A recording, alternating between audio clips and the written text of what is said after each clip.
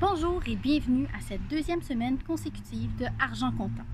Cette semaine, à l'émission, on vous parle de la situation précaire du Cirque du Soleil, de l'impact de la pandémie sur le prix de l'essence.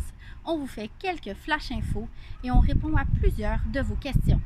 Sur ce, bonne émission!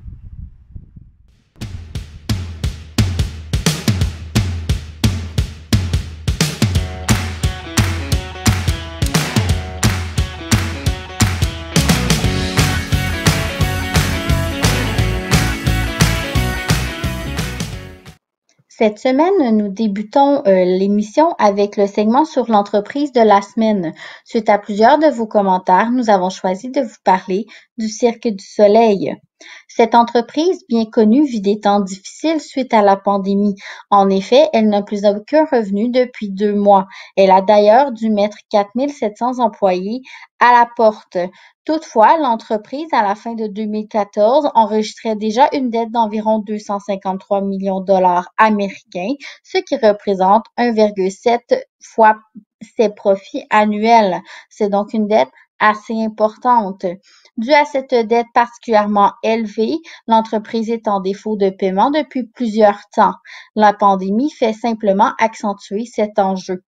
En 2019, le profit de l'entreprise s'établissait à 155 millions de dollars avec un revenu de 1,4 milliard de dollars américains, ce qui représente une marge de 15%, qui n'est pas particulièrement haute.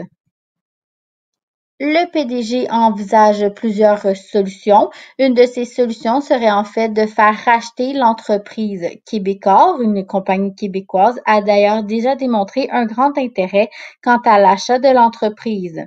Il serait aussi possible de se tourner vers des investissements. Entre autres, le gouvernement du Québec a déjà démontré de l'intérêt à aider l'entreprise en fournissant de l'argent.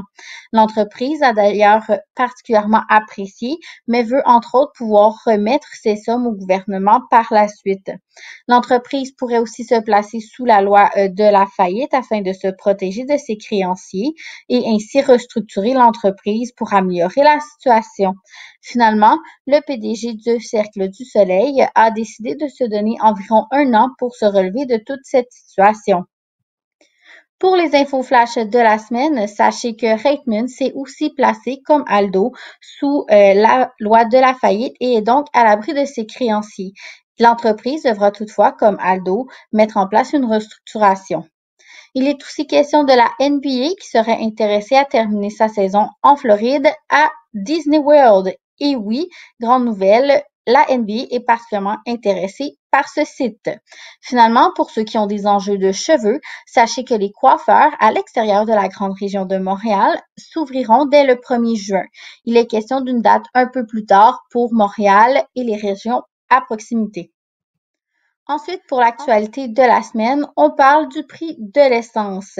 Le prix de l'essence avait grandement chuté pendant la pandémie pour tourner entre autres autour de 70 sous le litre, mais plus autour de 88 sous pour les régions de Montréal.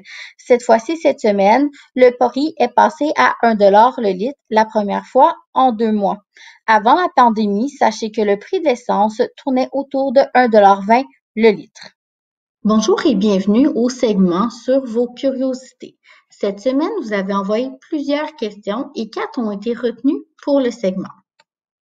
La première concerne la PCU et la PCUE. Comment ça fonctionne et quelles sont les différences? Tout d'abord, il faut comprendre que les 2 programmes sont mis en place par le gouvernement fédéral dans le but d'aider les gens qui n'ont pas d'argent dû à la COVID-19. Pour obtenir la PCU, il faut avoir eu un salaire d'au minimum 5 000 $ dans la dernière année. Il sera alors possible d'obtenir 2 000 $ par mois si vous en faites la demande. Les gens qui sont admissibles à la PCU sont aussi des gens ayant 15 ans ou plus. Ce sont des gens qui ont perdu leur emploi dû à la COVID-19 et qui ne sont pas qui n'ont pas quitté par eux-mêmes. Donc, c'est un départ qui n'est pas volontaire de leur part. Le 2 000 $ par mois est imposable, ce qui veut dire qu'il faut faire attention, qu'il faut en mettre un petit peu de côté pour s'assurer qu'au rapport d'impôt, on soit en mesure de combler ce qui nous est demandé comme remboursement. La PCUE, c'est pour les gens, en fait, qui sont étudiants et qui ne se qualifient pas à la PCU. Donc, si vous êtes étudiant, que vous qualifiez à tous les critères de la PCU, c'est la PCU qu'il faut demander. La PCUE permet d'avoir 1 250 $ par mois à condition de ne pas avoir d'emploi ou d'avoir perdu son emploi dû à la COVID-19 et d'être étudiant. Qu'est-ce qu'un étudiant pour le gouvernement fédéral? Ce sont des gens qui sont aux études postsecondaires ou qui sont inscrits pour septembre à des études postsecondaires et qui termineront leur secondaire cette année. Donc, les secondaires 5 de cette année qui vont terminer et qui sont maintenant inscrits pour septembre à un DEP ou à un programme de cégep, vous pouvez faire la demande. Toutefois, il est à noter que pour la PCUE, vous devrez démontrer que vous êtes présentement en recherche d'emploi. Ça, ce que ça veut dire, c'est que si les gens du gouvernement fédéral font une enquête sur vous et vous demandent des preuves d'envoi de CV, vous devez en avoir. Donc, conservez tous ces courriels que vous envoyez à des futurs employeurs. Ensuite, à partir de quel âge peut-on avoir une carte de crédit ou un bail? Vous êtes plusieurs à demander à partir de quel âge peut-on? Donc, en règle générale, c'est 18 ans. Pourquoi? Parce qu'une carte de crédit, comme un bail, demande une signature de contrat. Votre signature est légale à partir de 18 ans seulement pour ce genre de choses. Vous devez donc avoir cet âge-là pour obtenir une carte de crédit, louer un appartement, acheter plusieurs choses comme des placements. Donc, ça, c'est important, 18 ans. Est-ce qu'il y a certaines façons de le contourner? Oui, particulièrement avec vos parents qui pourraient signer à votre place, mais à ce moment-là, ils deviennent responsables, donc ils ne sont peut-être pas nécessairement à l'aise à le faire. Faut-il donner son numéro d'assurance sociale à son employeur? La réponse courte, c'est oui. Dans le fond, votre employeur a besoin de votre numéro d'assurance sociale pour créer votre contrat, mais aussi pour déclarer le salaire que vous faites. Donc, quand votre employeur fait votre T4 pour votre rapport d'impôt, quand vous faites vos slips de paye, qui vous remet de l'argent, lui déclare aussi de son côté à l'Agence de revenus canadien puis à Revenu Québec qu'il vous a donné tant d'argent, qu'il vous en a enlevé tant pour les impôts, qu'il vous a enlevé tel nombre pour la RQAP, etc., etc. Donc, oui, vous devez lui donner. Par contre, vous n'avez pas à lui donner avant qu'il vous ait dit que vous ayez l'emploi.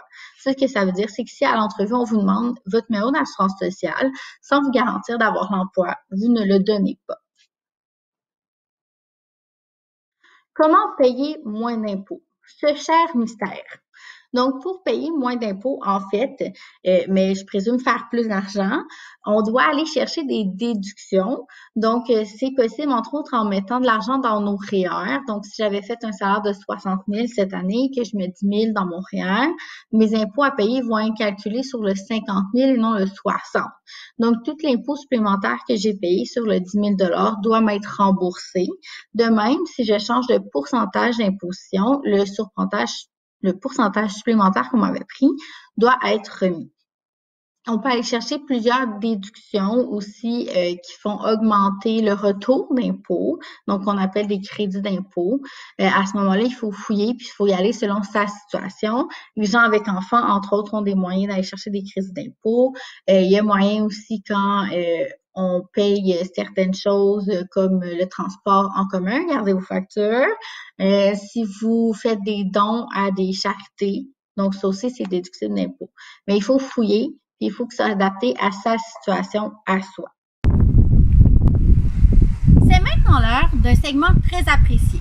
Il faut croire que l'auditrice de la semaine dernière aime beaucoup notre émission puisqu'elle nous rappelle encore une fois. Je vous laisse sur son appel et on se revoit par la suite. Bonjour, chers auditeurs et auditrices de l'émission Argent Comptant. Ici, la Pleuse Anonyme et voici ma réflexion du jour. On dit que l'argent n'a pas d'odeur, mais ceux qui disent ça ont clairement pas senti les parfums que je m'achète avec. Eh bien, c'est déjà terminé pour Argent Comptant cette semaine. La semaine prochaine, je vous ferai quelques conseils culturels en termes de téléséries et de films sur les finances. On reverra encore de l'actualité de la semaine et je répondrai à vos questions. Ici Jacinthe Lamarre, Argent Comptant.